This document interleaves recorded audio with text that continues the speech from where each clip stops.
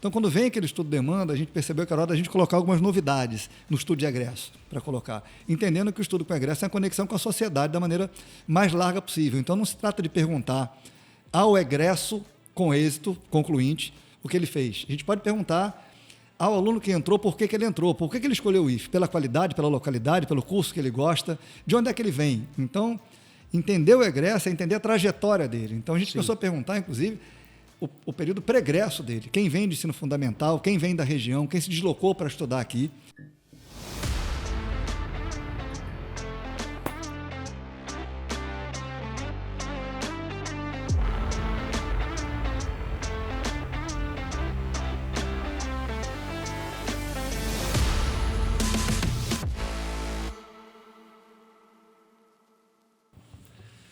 Olá, pessoal. Nós vamos conversar aqui, nesse papo entre nós de hoje, um assunto que é muito importante para a educação profissional e tecnológica, muito importante para a educação como um todo, que é a pesquisa de egressos. Um projeto que foi desenvolvido na rede federal, liderado aqui pelo professor Carlos Arthur, nosso pró-reitor de ensino, que eu recebo aqui. Catu, quero te agradecer por estar conosco, por esse trabalho e essa envergadura que você liderou. Naturalmente, você vai apontar aqui todos que colaboraram. Isso gerou um livro, né, que foi lançado há pouco tempo aqui no nosso instituto e que também nós vamos ampliar essa pesquisa para abranger toda a rede federal. Catu, antes da gente começar, fala um pouquinho quem é o Carlos Arthur, você que tem uma trajetória tão importante, você que é ex-aluno dessa casa, foi diretor, foi do Ministério da Educação, hoje é pró-reitor. Conta um pouquinho para a gente quem é o Carlos Arthur. A minha vida profissional está intimamente ligada a essa instituição, né? Entrei pela primeira vez como estudante com 13 anos para fazer o que seria o equivalente ao ensino médio integrado, em 1982. Qual curso que você fez? Técnico de eletrotécnica. Acho que 1 ou 2 anos antes de você entrar na escola ainda. Foi meu calouro lá na instituição. Depois do período de graduação e de pós-graduação, volto para a escola na inauguração da unidade de Macaé, que foi a nossa primeira unidade em 93. Você foi concursado e começou... O meu concurso foi para Macaé também, sim, só que me colocaram aqui em Campos. Eu já comecei lá como docente em 93, quer dizer, faço 30 anos de instituto agora. E acho que a grande contribuição para a minha vida, não é minha, para a escola, né, foi esse período. Eu brinco com o pessoal que o meu primeiro cargo na Escola Técnica Federal de Campos foi coordenador de laboratórios do curso de eletromecânica em 1993, no governo Itamar Franco. Então, é um período bastante antigo, né? E aí passei pela coordenação de curso, pela direção do campus no ano 2000, volto para campus. A época era a unidade descentralizada. Descentralizada era a UNED, ainda o termo que a gente tinha, né? Fizemos aquele momento, a última REUNED, reunião de diretores de UNED, a gente já tinha essa discussão de autonomia, de espaço de debate, de discussão política, de como é que se constitui uma rede de escolas dentro de uma rede de escolas, né? Que são vários Cefetes com redes próprias quando a gente se diversifica. Venho para campus já como docente, perto de 2008, passei mais tempo em Macaé, da minha carreira, fiquei 15 anos em Macaé, vinculado àquela unidade. Fui teu diretor de extensão no primeiro mandato no Campus Centro, tive em Brasília, depois 4 anos à frente do Pronatec, do Brasil Profissionalizado de outros programas, e na minha volta... Você exerceu na transição de governo, quando a presidente Dilma teve impeachment, né? Você que ficou como secretário. Sim, né? Foi uma decisão... substituto 2 ou 3 meses, não foi, Catu? Só para poder fazer a transição, né? Sim, a decisão foi do ministro de exonerar os secretários e os que eram já os substitutos, que tem um substituto para cada um. Não, é porque a presidente ainda era Dilma, mas ela estava afastada, não foi? Mas foi entre a votação do impeachment e o afastamento dela, que tramita, e a chegada, a posse do governo novo, que designa um ministro novo. Sim. Ele não esperou a designação do novo ministro para exonerar os secretários. E o acordo foi esse: o secretário executivo assumia como ministro para receber a transição e os substitutos assumiam as secretarias para fazer a transição. E você, então, ficou como secretário? Foi você era diretor 1 ou 2 meses? Um pouco, um período de 1 mês, mais ou menos. Sim. Algumas semanas antes, eu me coloquei à disposição para a transição necessária, né, enquanto país, para passar todo o trabalho, já dizendo que eu não permaneceria lá, que tinha uma carência de tempo prazo, difícil. Me lembro o último dia. Nós estávamos lá no Ministério, 11 horas da noite, né, no dia seguinte, a presidente Dilma foi afastada e a gente estava lá no Ministério da Educação no dia anterior. Né? Uma lição, né, para todos nós do que acontece com esse tipo de ruptura, né, em relação à construção. A gente está, de novo, tentando reativar algumas questões, alguns programas, mas vamos pagar certamente um preço, especialmente na educação profissional. Basta a gente olhar o PNE, né, do que não foi feito no Plano Nacional de Educação, que é uma lei de 2014, muito próxima ao impeachment, e que foi uma década de PNE que se encerra agora. Se a gente olhar para as metas, a grande parte não foram cumpridas, né? Ou encaminhadas, não, sequer ou debatidas. Cato, né? Na verdade, eu me lembro, poucas vezes os ministros, foram 7 ministros da educação, por aí, fizeram uma referência ao PNE. Né? É como se não existisse essa lei. Né? Tocaram as prioridades, outras que não tinham a ver com os compromissos e pactos que essa nação tinha assumido. Né? Catu, nós viemos aqui, então, para conversar sobre esse projeto, que você sempre é um encantado por essas discussões nacionais. Você tem um papel muito relevante, não só no nosso instituto, mas contribuindo com toda a rede federal. Como pró-reitor, você vem desempenhando essa função. E a questão do egresso, plano de permanência, são elementos muito basilares de todo, inclusive a sua fala, né? Você é sempre muito, na nossa equipe, muito forte com a questão da permanência e do êxito do estudante e a perspectiva de êxito, né? Nós temos que não só garantir que esse estudante chegue à nossa instituição, mas nós temos que garantir que esse aluno permaneça e por que ele permanece nessa instituição. E esses são alguns dos elementos, dos achados dessa pesquisa, né, para aprimorar a nossa ação e também para que esse aluno possa ter o êxito. E esse êxito é muito amplo. Né? Como é que ele pode, né, a partir desse tempo na escola, ele poder continuar outros ciclos profissionais, ciclos de estudo e ciclos da vida. Então, Catu, qual foi o objetivo desse grande projeto, desse estudo? Como é que começou? Conta para a gente esse estudo de egressos. Sim, primeiro, houve um estudo de egressos anterior, se não me engano, mais ou menos em 2010 ou anterior até isso, feito também aqui no nosso instituto. Foi, me lembro. Nós preparamos, aí, onde era o antigo... O professor Marcelo Férez participou, Carla Patrão participou, um grupo de pessoas. E colocamos computadores rapidamente. Era a equipe já era nossa, não era? Eu já era o diretor, você Eu acho que ainda não. Eu não participei disso, não. Eu tive acesso ao estudo, mas eu acho que ainda Então, era o diretor de extensão, por isso eu estava envolvido nesse processo com o professor Luiz Augusto. Sim. E aquilo trouxe alguma... E é um estudo muito valioso, mas num modelo bastante tradicional, né? Especialmente porque ele tratava, basicamente, não era um estudo, era um estudo de concluintes. Tradicionalmente, estudo egresso como quem se forma. Sim. Então, é um jeito de você rastrear aquele aluno que sai. Ele trabalha na área, trabalha na região, a contribuição que a formação dele trouxe para a vida dele. Então, é um estudo bastante, vamos dizer, tradicional nesse sentido. Mas, como havia o interesse do MEC de fazer um novo estudo, foi repassado para cá esse pedido do novo estudo de egresso. Sim. Quem deu a forma... Eu me lembro, Catu, que uma das conclusões é que grande parte dos estudantes daquele estudo, a maior parte deles atuavam num raio de 50 quilômetros da sua área de formação. Né? Isso foi eu me lembro uma conclusão. Né? Então, era, de fato, um impacto local, né, que a gente tinha da nossa ação educativa. Sim. E aí, então, veio essa segunda... Veio essa segunda rodada, mas não veio desenhado o que eles queriam, né? Era um novo estudo de egresso, a gente que meio que formatou, e aí veio a ideia da gente aproveitar a discussão da permanência, que é um tema que a gente ainda debate, e acho que dá margem para outra conversa muito longa, né? Eu acho que a rede assume o debate da permanência sem ainda entender muito bem o que significava lá em 2015. Durante a pandemia, tudo que a gente fez foi plano de permanência, só que plano de permanência para a excepcionalidade. E agora que vencida a pandemia, e acho que em 2022 a gente pagou a fatura atrasada do cartão de crédito da pandemia, 2023 é o primeiro ano sem pandemia, a gente vai voltar a discutir a permanência como fluxo contínuo, quer dizer, o impacto dela na rede, sem as medidas excepcionais tomadas para aquele ciclo de não natural, vamos dizer assim. Né? Então, quando vem aquele estudo de demanda, a gente percebeu que era hora da gente colocar algumas novidades no estudo de egresso, para colocar, entendendo que o estudo com egresso é a conexão com a sociedade da maneira mais larga possível. Então, não se trata de perguntar ao egresso com êxito concluinte o que ele fez. A gente pode perguntar ao aluno que entrou por que ele entrou, por que ele escolheu o IF, pela qualidade, pela localidade, pelo curso que ele gosta, de onde é que ele vem. Então, entender o egresso é entender a trajetória dele. Então, a gente começou a perguntar, inclusive, o período pregresso dele, quem vem de ensino fundamental, quem vem da região, quem se deslocou para estudar aqui. Então, tem um conjunto de outras questões. Já foi uma novidade, acho que a principal novidade foi nós passamos a tratar egresso como quem passou pela instituição. Independente se concluir. Com êxito ou sem êxito. Então, o que abandonou a instituição também é um egresso. É um egresso sem êxito, inclusive o termo é esse. E é fazer perguntas, inclusive, a quem estava em curso, que é um futuro egresso, quem está cursando. Isso permitiu que a gente tivesse uma série de comparações entre esses estudantes. Então, essa é a primeira novidade, tratar do evadido, vamos dizer assim, do aluno que evadiu. E aí eu colocar a discussão da permanência, porque a gente pode perguntar o seguinte: o que favoreceu você permanecer na escola? A bolsa, o curso de nivelamento, a cultura, o esporte, o ambiente, os laboratórios, o ambiente escolar, a relação com os colegas, e o que dificultou a tua permanência na escola? A tua conciliar trabalho com estudo, horário de entrada, horário de saída, estar desatualizado, está muito tempo fora da escola, não são coisas espelhadas.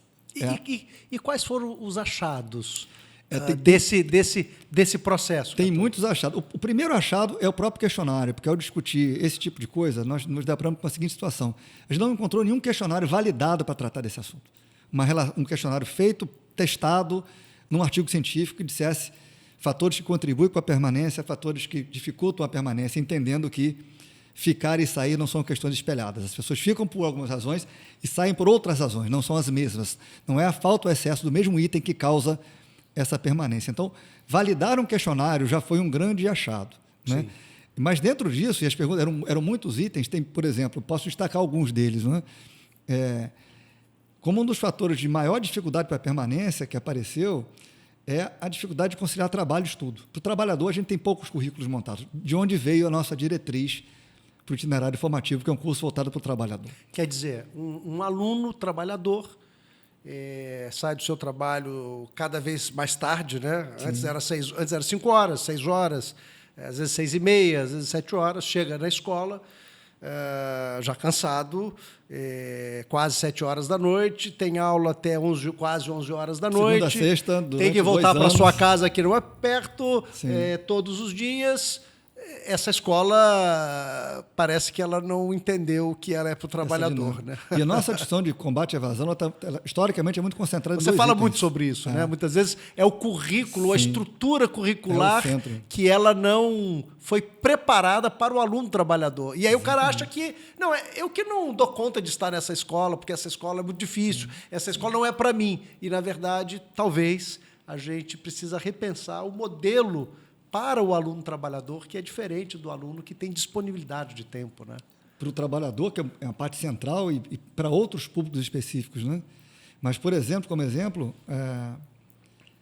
a gente sempre concentrou a combate à evasão em assistência estudantil e curso de nivelamento. Ele está muito tempo fora da escola e não está acompanhando os conteúdos.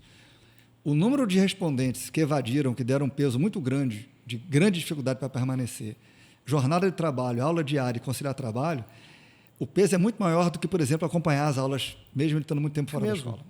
Então, aí são duas leituras que a pesquisa permite. Uma é pegar o valor absoluto.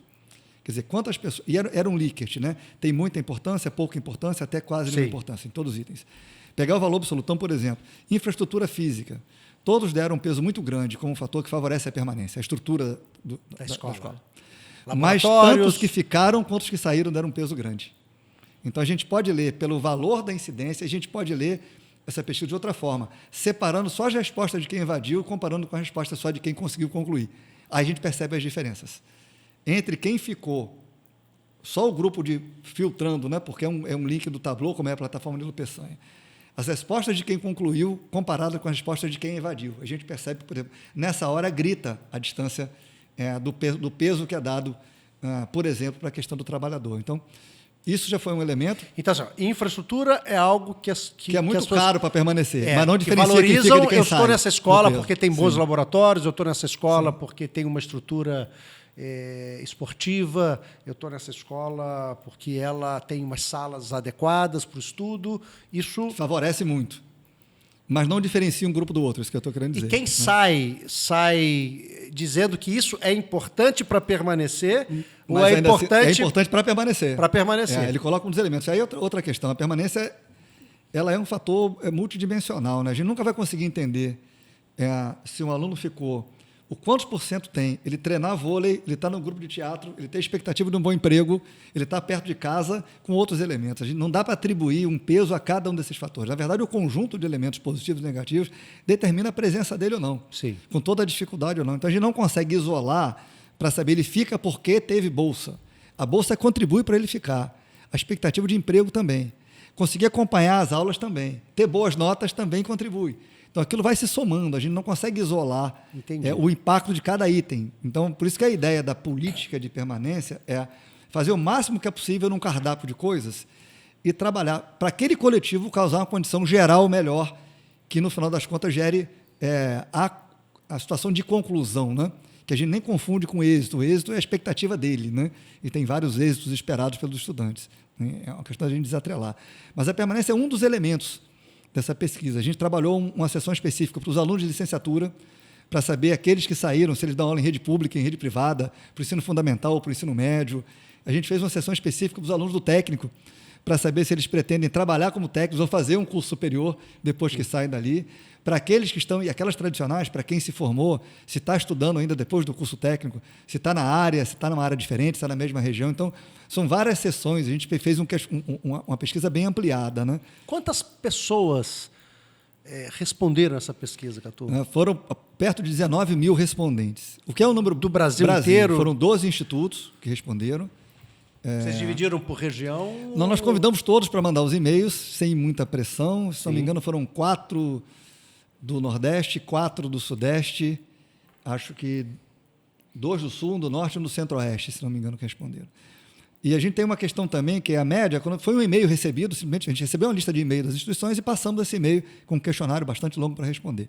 Nós não fizemos uma campanha de divulgação, nem aqui no IFE, porque seria uma distorção. Se a gente faz uma campanha aqui, responda, contribua com a sua escola, o que a gente teria? Um percentual de respondentes do IFE muito maior do que das outras instituições. Sim. E a ideia era trabalhar todos em condições muito simétricas. Os outros institutos. Os outros institutos. Quer dizer, nós estávamos liderando, coordenando, mas receberam o e-mail da mesma forma, não teve campanha em página social, nem na página do IFE, para dar uma condição de igualdade, para a gente não... Daqui a pouco você podia ter 30 mil respondentes, por exemplo, mas aí 10 mil eram alunos do Fluminense, onde teve uma campanha. Isso distorce o resultado nacional entendido. Agora, vocês perceberam algum tipo de variação de valor com relação à permanência, por exemplo, de alunos de regiões distintas? Sim. O livro trata disso. E aí o fato é o seguinte, embora 19 seja um número muito elevado... Quer dizer, além dos resultados, vocês registraram isso num livro, né, que foi lançado, depois nós vamos conversar sobre ele. Que tem as análises. As análises. Mas tenta falar um pouquinho aí dessas percepções de diferenças. Eu acho que essa pesquisa foi uma chamada. A gente chegou a levar isso para o CONIF depois. O CONIF aprovou, em 2019, replicar a pesquisa, dessa vez com todos os institutos. E aí, nós teríamos 2 vantagens. Né? Primeiro, se nós passamos perto de 300 mil e-mails, a gente estimava alguma coisa perto de 1,5 milhão de e-mails assim encaminhados. Quer dizer, vocês mandaram 300 mil e-mails? Mais ou menos, próximo a isso. O índice de resposta de pesquisa aleatória, sem você ter uma campanha de divulgação, está perto de 5% a 10% de respondentes. Né? Ficou nessa média porque não teve nenhuma estratégia de fortalecimento. Ele recebeu no e-mail pessoal dele, num belo dia, um link pedindo para responder uma pesquisa. A gente sabe que nem todo mundo se motiva para isso. Quando a gente mandasse para todos os institutos, a gente ia fazer uma campanha no CONIF, com todos os institutos, pedindo para responder. Sim. Certamente aumentaria, não só pelo número de e-mails mandados, mas pela campanha aumenta o número de respondentes. O reitor da tua escola, o diretor da tua escola pedindo para você responder, você tem uma sensibilidade diferente. Lógico. Isso foi truncado pela pandemia. Eu lembro até que na reunião do CONIF, que eu tive representando, alguns colegas diretores de ensino mandaram assim, meu reitor está brigando comigo porque eu não participei do primeiro. E assim, por que a gente ficou de fora disso? Porque em algum momento podia haver um receio que se pudesse expor a instituição em relação às suas fragilidades. Isso não acontece. Porque a gente tem um retrato de como é que a gente funciona. Né? E isso não aconteceu por causa da pandemia. E não aconteceu até hoje por conta da pandemia. Porque se a gente fizer a nova pesquisa de egresso agora, com os últimos 4 anos, nós vamos perceber o impacto da pandemia nos egressos.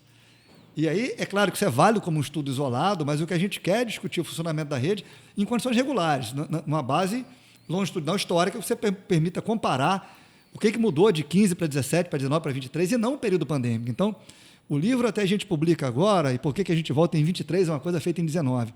Porque vencida a pandemia é hora de voltar a esse assunto.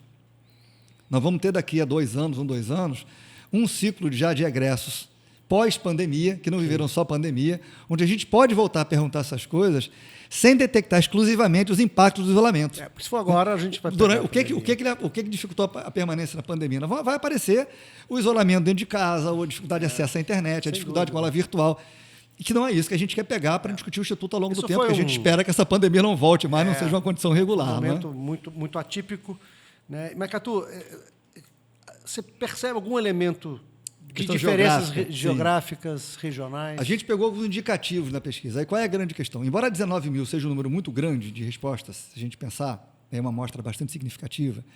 Se a gente for trabalhar o grão, o que é o grão? Separar norte de nordeste, separar a escola geometropolitana para a região do interior, separar eixo tecnológico, que tem outros impactos, né? O que é, né, o aproveitamento do trabalho para a área de saúde e para a área de indústria, por exemplo, para a área de cultura, que são diferentes. Se a gente for diversificar nesse grão, aí 19 mil passa a ser pouco. As minhas amostras isoladas, quer dizer, alguém do eixo de indústria da região norte. Aí eu começo a ter muito pouca gente para generalizar. Sim. Daí a ideia da gente fazer uma pesquisa mais larga. A gente consegue perceber tendências. Sim. Não é muito forte isso, não teve nada que a gente consiga detectar do tipo, no norte a gente tem uma tendência mais de resposta para esse lado. Não foi possível o que a gente teve. Até imagino, eu imagino que talvez tenham diferenças mais em relação a cidades menores, zona rural, né? E aí outro dado que está muito na nossa pauta aqui, né, discutir a educação do campo, né? E eu trago um dado, eu gosto muito de trabalhar com dados e produzir dados. Eu peguei o último censo para analisar. Você é professor de cálculo numérico também, né? Já fui, mas a parte estatística é uma parte que também me interessa, né? Curiosamente, a pandemia ela reforçou a presença da rede federal no ensino técnico. O que estava no PNE, que era manter a metade das vagas da educação profissional na rede pública, isso foi mantido, foi até ampliado. A gente sempre estava ali 49, 50, 51, ampliou a participação pública na pandemia, inclusive. E pós-pandemia, nesse período de recuperação que a gente tem. A oferta hoje a gente tem de educação profissional. Educação profissional hoje, no último censo, mesmo profissional como um todo, pegando o FIC também, a maioria é pública hoje. Não chega a 60%, mas a maioria é pública. Entendi. Mas se a gente pegar, por exemplo, as escolas rurais e a população rural brasileira, possivelmente subestimada, está em torno de 15% da população, a oferta de educação profissional na escola rural está perto de 3%. A gente tem uma dívida com os municípios pequenos, com as áreas rurais, e mesmo de municípios como Campos, que tem uma área rural muito grande, com as escolas rurais. E mais ainda, o setor privado não vai para a zona rural. A participação do setor privado nesses 40% que eu comentei, um pouco mais, ela é muito urbana. Na zona rural, eles não chegam a 7%. E um outro dado também muito curioso, estou pegando um exemplo para a gente voltar a aprofundar isso, né? As redes estaduais somadas têm mais matrícula que a rede federal hoje em dia. Se a gente considerar escolas rurais, a rede federal é maior. A gente interiorizou mais do que os estados. Era de se imaginar que alguns estados... E o grande crescimento da educação profissional no Brasil foi no Nordeste nos últimos anos. E eu imaginava que fosse uma migração muito para o interior. Houve uma expansão em alguns estados. Mas a gente tem uma conta muito grande, até em função das escolas agrícolas que construíram a rede. Então, essa conexão do estudo de egresso, essa discussão, ou essa reconexão com a sociedade como um todo, ela tem vários temas. É o trabalhador... é a população do campo, é a educação de jovens e adultos, né? Num país que discute, nesse momento, inclusão, redução de desigualdades, integração latino-americana, propagação de ciência, esse tipo de estudo, de comparativo, ele é muito rico para a gente poder trabalhar, até para discutir para onde é que a gente expande, que curso a gente abre, como é que a gente caminha. Né? E essa pesquisa, Catu, de egresso, o que ela traz para as nossas instituições? Quer dizer, eu detectei isso, o que isso reverbera? O que isso pode fazer com que a gente possa aprimorar a nossa ação educativa? Tem dois elementos. Acho que a primeira pesquisa traz alguns dados que a gente, inclusive, usou aqui dentro. Né? Vou pegar esse primeiro exemplo que eu citei. A partir do momento que é mais caro para o aluno, trabalhador, ter 4 ou 5 horas de aula por dia, de segunda a sexta, inclusive do que acompanhar os conteúdos, a necessidade de um currículo específico para eles é a nossa diretriz de itinerário que a gente construiu. Quer dizer, então, essa pesquisa... estimulou a nossa diretriz. A mudança... Eu sempre chamo isso, que eu sou muito apaixonado por essas mudanças que vocês fizeram, eu chamo essas novas engenharias curriculares. Né? Um modelo novo, que são os cursos técnicos por itinerário formativo, né? Com novos formatos, adequado ao trabalhador, ao jovem que trabalha, né? O outro diretor já é consequência dessa pesquisa também. Que não tinha sido publicado, mas vocês estavam fazendo. Sim. Algumas coisas a gente já tinha um indício, né? Foram nossos primeiros 3 diretrizes de 2000, na sequência, 2018, 2019, acompanhando a pesquisa. Foi itinerário formativo, que é curso para trabalhador. A reformulação do ensino médio integrado, nosso técnico integrado ao ensino médio. Sim. fazer uma integração verdadeira, reduzindo sobreposição de conteúdo como um elemento que facilita, né, a quantidade. Você ter uma carga horária de 4.000 horas num curso, a gente sabe que tem... Claro, quanto mais hora, mais estudo, melhor, não se trata disso. Mas chega uma hora que a quantidade de componentes, a quantidade de prova, a carga horária diária é tão excessiva que tu começa também a não ajudar, por mais que o conteúdo seja vários estudantes, professor, a gente tem 19 provas, nós temos 19 disciplinas. Então, assim, é estressante, né? E o terceiro foi a questão da EJA, que a gente tem uma diretriz de EJA, que também deriva da necessidade da gente preparar um currículo para isso. Fechamos as 3 diretrizes. Na pandemia, fizemos o tempo todo permanência, mas para a pandemia, né? Treinamento de professor e por aí vai. E esse ano a gente volta com 3 grupos de trabalho novos, né? Um para discutir, e todos têm a ver com a pesquisa, de certa forma, porque é o que a gente apura, né? Um para discutir avaliação, recuperação e promoção na nossa instituição. Quer dizer, como é que a gente pode trabalhar isso de forma mais ampla, mais democrática e mais justa, um entendimento do que é isso, que é um fator também de expulsão, quer dizer, acompanhar o conteúdo é uma coisa, conseguir entender, já que eu estou muito tempo fora da escola, por exemplo. Outra coisa é desempenho. Desempenho é nota. Eu posso não conseguir acompanhar a aula e ter uma boa nota e passar de ano. Desempenho é nota e aprovação. Sim. Como é que a gente discute a avaliação dos estudantes, não é avaliação do ponto de vista geral. Esse é um grupo de trabalho que está montado. O segundo é da articulação para a EJA, não é mais a diretriz, é como é que a gente consegue promover a EJA em parceria com os agentes, né, especialmente públicos, né, estadual e municipais. E o terceiro é o nosso grupo de formação de professores, especialmente para aqueles não licenciados. É uma coisa que a gente vem discutindo há muito tempo também, e é óbvio, nós temos um quadro muito qualificado, né, mas um bacharel como eu, que entra na instituição, e a instituição promove a minha capacitação, e se eu faço um mestrado, ou se eu fizesse um doutorado, eu melhoro a minha qualidade como profissional, eu melhoro a minha aula, mas não necessariamente eu mudo a minha docência. Né? A formação pedagógica faz parte. Né? É o tempo que eu digo, durante muito tempo eu fui um engenheiro que dava aula. Depois de 30 anos eu sou um professor formado em engenharia. Só que não existe licenciatura em engenharia. Só existe, outras áreas existem bacharelado e licenciatura. Sim. Então, como é que a gente consegue complementar? Isso diz respeito também a discutir metodologia e outras questões. Então, são os 3 grupos de trabalho, a gente estão instalados e começando para 2023, para esse ano, que, de certa forma, reverberam também aquele estudo que a gente fez. Eu acho que é um bom tempo, talvez o ano que vem, né, de voltar ao CONIF para a gente poder fazer essa pesquisa nacional, colocar alguns outros elementos. Mas você disse, esses são os dados que a gente tirava. Sim. Mas o outro dado que a gente tira é justamente da pesquisa ser replicada. Porque a ideia é da gente não ranquear, a gente não quer buscar com isso o instituto que tem mais ou melhor aceitação de infraestrutura. A gente quer comparar o seguinte, se o instituto tal, em 2017, teve uma leitura, em 2024 tem outra leitura, quanto que ele melhorou em relação a ele mesmo? Qual foi a medida que ele tomou que deu o resultado? Então, o grande resultado dessa pandemia, dessa pesquisa, ela ser replicada periodicamente para cada um se compare com o que vinha fazendo e ver o que está dando resultado. Então, e não criar rankings entre as instituições. Então, o próximo passo vai ser a gente aumentar o escopo. Sim.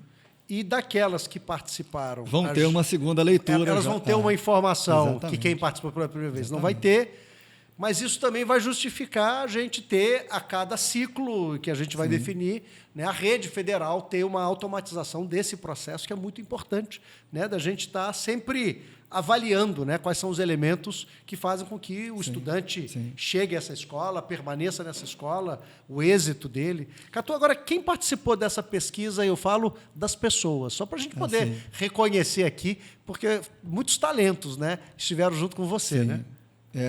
Eu entrei até, na época eu não estava na Proem ainda, né? A professora Nilva Schroeder, que estava no IFB, que foi da CETEC. A professora Érica Galindo, que ajudou o nosso IFE em números à época, quem trabalha. Hoje a gente tem o nosso Francesco aqui, que é um especialista em dados desse tipo de coisa, que foram os 2 membros externos. De quais institutos? Ceará e Brasília. Sim. O resto do quadro foi nosso. Né? A Eise como coordenadora pedagógica, o Natanael, que tivemos muito, a TI teve um papel fundamental para a gente aprender a fazer um survey e a diagramar e interligar com a plataforma como é o Tableau. Sim. A Simone, professora de estatística, precisava de um estatístico especialista nesse desenho. A Elaine e o Jonathan, Campos Guarulhos e Campos Centro também, nesse sentido geral de criar um corpo para esse projeto. E tivemos 10 bolsistas que atuaram, que a gente fica muito feliz. Quase aqui todos do nosso daqui do nosso instituto. No lançamento do livro, até uma dessas bolsistas esteve aqui, ela foi aluna do Pronatec, depois falando do técnico, fez a licenciatura na escola, fez a pós-graduação, é professora hoje. Mas a gente tentou mesmo? até trazer um aqui hoje, mas esses alunos, como foi 17, 18, 19, eles seguiram as suas vidas e muitos eram de licenciatura e são professores hoje em dia em outros lugares. Então, a gente fica muito feliz até por ter podido contribuir nesse desenho de formação. Né? Que barato. Mas foi um processo de discussão interna e foi um aprendizado para todos nós, né? Como é que a gente trabalhava aquilo. Então, foi uma equipe, vamos dizer assim, multidisciplinar, de vários interna institutos. que envolveu. E aí, na época, eu comentei e falei, eu preciso de alguém da área de educação, de alguém da área de TI, de alguém que trabalhe com dados, de alguém da área de estatística, de 2 pessoas que têm o meu perfil gerencial, assim, que foi o caso da Elaine e do Jonas, para a gente poder estar discutindo isso e organizando, e os bolsistas que entraram nessa ação. Né? Então, foi um trabalho de muitas mãos. E o livro, como é que a gente faz para conseguir esse livro hoje? Aqueles que estão nos assistindo possam Ele está no formato eletrônico, disponível. Feito pela nossa editora. Feito pela nossa editora. A Essente Editora. Agora há pouco tempo, né? Há pouco tempo, no mês de julho, agora passado. Está no site da editora, a gente vai lá. Sim. Então, nós vamos colocar aqui nos comentários aqui o site, o link para conseguir baixar o livro, que tem, então, todas as informações dessa pesquisa de egresso com 12 institutos, 19 mil estudantes e com algumas conclusões extremamente interessantes, aqueles que queiram estudar mais, saber mais, e para os nossos gestores, né, Catô? Para que a gente possa, os nossos diretores, os nossos coordenadores, nossos professores, nossos técnicos, a comunidade acadêmica. Vocês pensam em fazer alguma atividade com relação a esse livro, no sentido de estar mostrando os achados? Tem alguma programação? Pensou-se em alguma coisa? O que a gente está construindo, a primeira, como a gente está em vias de retomar nosso plano de permanência, utilizar aquilo para a nossa discussão interna. Eu acho que esse vai ser o grande resultado, né? Sim. Embora a gente venha trabalhando com isso, né? Até no comentário, a gente vem discutindo com o campus Macaé, Itapiruna, Campus Centro e Guarulhos, são os campos que hoje têm EJA no nosso instituto, fazer uma pesquisa voltada para a EJA. Quer dizer, aquela mesma ideia do aluno trabalhador, não é? O que é mais caro para eles? Se formar em 3 anos, mas ter uma carga horária diária longa, ou diluir em mais anos, estica a formação, ou algum modelo misto que a gente está propondo fazer. E nós produzimos um questionário para fazer uma consulta com os alunos. Por que eu estou dizendo isso? Se tinha um índice de respondentes muito grande, que apontava como grande dificuldade para a permanência, estar diariamente numa jornada muito longa, e você muda o currículo para isso, se espera na próxima pesquisa que esse índice diminua.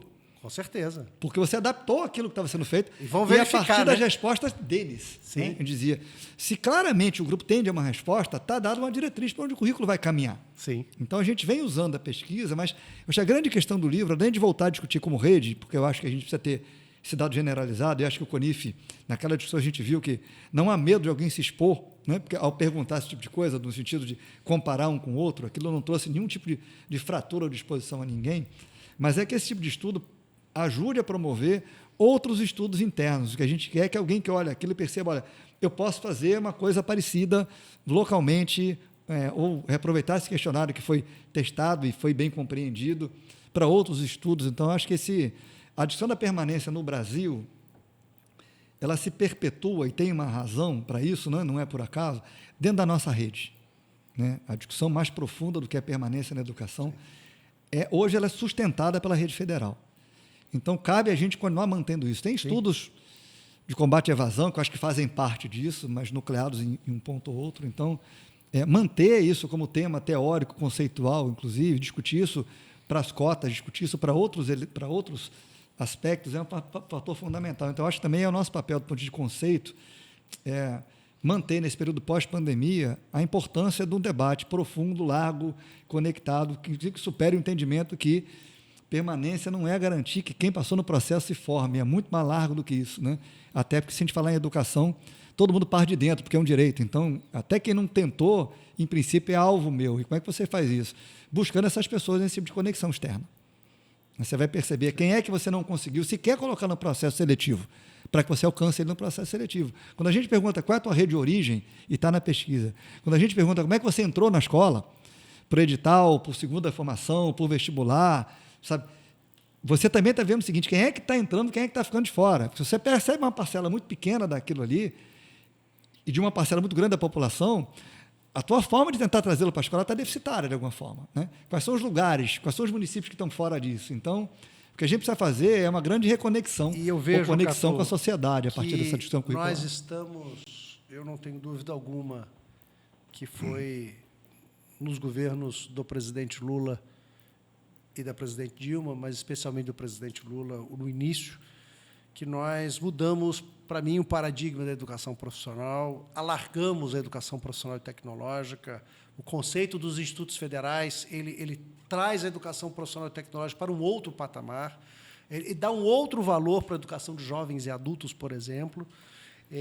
Cria, por exemplo, o PROEJA, que a partir das deficiências da percepção da educação de jovens e adultos, articula com a educação profissional, justamente buscando dar mais sentido àquilo que o adulto está estudando, e ele percebendo que a elevação de escolaridade associada à formação profissional faz com que ele queira estar mais na escola, dê mais sentido para ele. E eu não tenho dúvida que, nesse novo ciclo do presidente Lula, do governo federal, nós temos a oportunidade de continuar alargando os conceitos dos institutos federais, chegando a novos públicos, né? E você, com essa bagagem, e a gente aqui com essas informações, esta escola vai conseguir também chegar em outros lugares que talvez nós ainda não tenhamos chegado. Então, estudos como esse e o momento, né? Eu sempre digo, a minha percepção é que o presidente Lula, nesse tempo para a gente que trabalha com os trabalhadores, com a educação profissional, é que o presidente ele se percebe como um trabalhador. E parece que isso muda tudo, porque tem mais eco quando a gente leva questões como essa, tem mais sensibilidade quando a gente fala que a gente quer pensar uma escola, por exemplo, para o jovem que trabalha. Porque, muitas vezes, a minha percepção, Catu, é de que na nossa cabeça, quando a gente prepara um currículo, prepara uma escola, a gente imagina qual é o jovem que vai estar na universidade. Por exemplo, é um jovem que tem disponibilidade de tempo, que é diurno, que está integralmente, tem uma família. Parece que não, mas a gente está falando, às vezes, para 10% da população. Qual é a juventude hoje? Quais são as famílias em que os jovens de 18, 19, 20 anos tenha, eu vou chamar de privilégio, entre aspas, de ter o sustento necessário, né, para que possa estar integralmente na universidade ou numa escola como a nossa? Então, as políticas de assistência ao estudante passam a ser fundamentais, né, e um currículo pensado para esse jovem que precisa trabalhar, né? Alguns deles vão poder, com assistência estudantil, levar um período, a sua família vai dar conta de se arranjar, mas não é a realidade da maior parte da população. Então, está num governo onde o líder ele se percebe como um trabalhador, essas sensibilidades, essas prioridades tornam-se potências de alargamento dessa instituição. Então, eu estou muito convicto que, pena que eu não vou, assim como o reitor, né? Nós levamos o raio, não foi? Nós levamos aí, assumimos a nossa gestão aqui com 1 mês e meio. Você estava lá, Marcelo Feres estava lá como secretário, o Helder, né, que é nosso diretor executivo, era coordenador de orçamento, né? Eu chegava no Ministério, eu tive 1 mês e meio, falei assim, nossa, eu estou em casa, né, aqui no Ministério da Educação. 1 mês e meio depois, cai tudo, né? E nós levamos um tempo muito difícil. E eu sempre falava que eu precisava de um tempo, de um tempo melhor, que eu hoje estou muito esperançado e tenho absoluta certeza que nós vamos ter um novo momento para essa instituição, que nós vamos poder alargá-la ainda mais. Então, saberes como esses são muito importantes. Isso aumenta a nossa responsabilidade nesse momento, né? A nossa escola vem... a nossa gênese, quer dizer, o que a gente traz de diferente quando se fala que o Instituto é a grande inovação na educação das últimas décadas, eu concordo integralmente com isso. O fato da gente fazer formação de trabalhadores até o doutorado faz toda a diferença, né? Não se trata de ser melhor, mas é uma jornada diferente. A nossa gênese vem do ensino médio integrado ao ensino técnico. Continua sendo nossa gênese, mas esse assunto a gente, não vou dizer que superou, mas a gente esgotou. A gente tem uma diretriz nacional, a gente tem currículos reformulados. E coincide esse governo novo com talvez o que seja o nosso segundo tema, e o próprio FDE vem tratando, que são as diretrizes para a EJA na rede federal. São as segundas diretrizes nacionais que vão ser propostas depois do ensino médio integrado, é para a EJA. Os trabalhadores, embora nem todo mundo da EJA seja trabalhador, mas é majoritariamente, são um subgrupo dentro disso. Porque EJA é o trabalhador em elevação de escolaridade. Sim. A gente pode discutir a formação do trabalhador só a formação profissional, né? Que não é o pleno, mas faz parte da vida, Sim. ainda mais num país onde a gente está tentando incluir maiorias, não minorias. Esse dado é um dado muito duro, né? Mais da metade dos brasileiros adultos com mais de 24 anos não tem educação básica. Isso. Não é uma minoria que está de fora, é uma maioria que está de fora. A gente não chega a 50%. Então, esse novo ciclo, onde volta a SECADIA, a secretaria que trata da diversidade, da alfabetização, né? O tema EJA, enquanto tema nacional, informação de trabalhadores, a rede precisa sintonizar isso e está caminhando para sintonizar dentro dela mesma, né? Também é o nosso tema agora. A inclusão também precisa ser o nosso tema. A gente vem de movimentos, e é muito claro a composição da nossa escola, né? A escola de qualidade não pode ser um Elísio num país que não funciona, né? Um lugar pleno. Até porque isso traz uma peneira de 15, 20 candidatos por vaga. Ou seja, a gente tem hoje muitos alunos de escola pública, mas são os alunos que passam no nosso processo seletivo. Como é que a gente inclui os demais? Com currículos próprios, com um movimento de extensão próprio, com dinâmicas próprias para isso. Então, é o momento também da nossa rede, da nossa escola, mas da nossa rede, sintonizar com esse momento que a gente está vivendo, a discussão de expansão de país como um todo, de inclusão, né? Para além do ensino médio integrado, preservado como nosso coração, mas a gente começar a dar uma relevância maior para outras áreas. Nós temos essa oportunidade. Eu não tenho dúvida nenhuma que a nossa instituição a rede federal vai se alargar. Catu, então nós estamos aqui encerrando. Muito obrigado pela sua gentileza de estar aqui conosco no Papo Entre Nós. É sempre muito bom conversar com você, né? Você, eu sempre falo, uma das pessoas mais brilhantes que eu conheço. E tenho muito orgulho de você fazer parte da nossa equipe. Você está comigo, nós estamos juntos desde 2008, né? Sim. Uma conversa de uma viagem que nós fomos, né? E a partir dali foi criando uma relação de confiança, de aprendizagem, e que isso, em movimentos que nós tivemos juntos, buscando, enfim, contribuir com essa escola. E eu sou muito grato, Catu, muito grato pela sua lealdade, pela sua integridade, por você ser essa pessoa, né, que tanto nos encanta e colabora com a nossa instituição.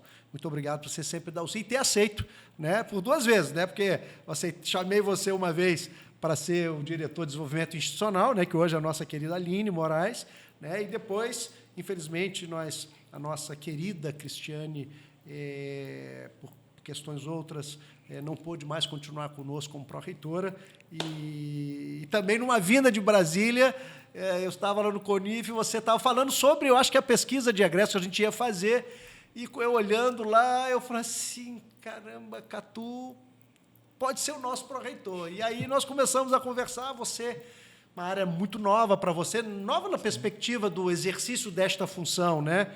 E você aceitou e a gente bem caminhando junto nesse tempo todo. Então, muito obrigado. Sua mensagem final aqui do programa Papo Entre Nós.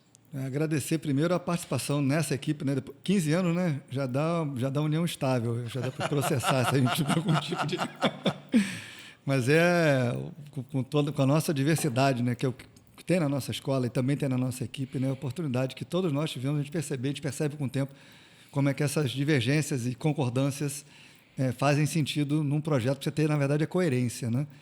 Da gente estar se renovando e aprendendo e reconstruindo. A gente não propõe mais a escola que a gente propunha em 2008, por uma série de condições, não eram equívocos.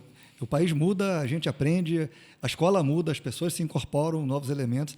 Então, é sempre como um construtor disso, o orgulho de poder participar e ainda estar podendo contribuir. Que bom. Então, Catu, muito obrigado por estar aqui.